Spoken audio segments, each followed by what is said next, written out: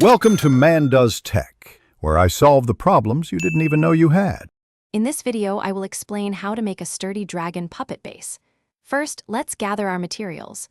You'll need sturdy cardboard like moving boxes for the main structure. Hot glue is essential for strong bonds, and craft foam can add details.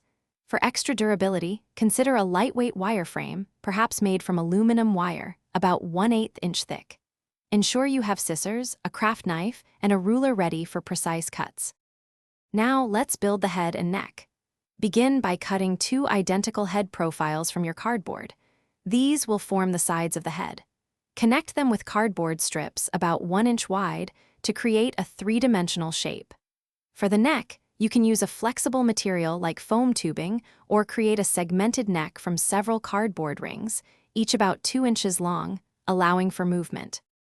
Moving on to the body and tail, you can design the body as a hollow box for a larger puppet or as several connected segments for more articulation.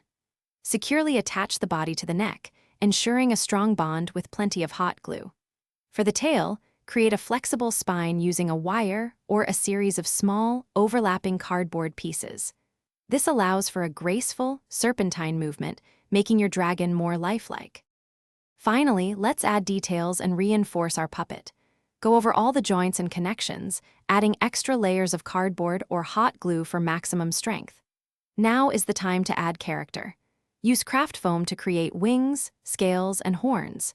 These details can be attached with hot glue.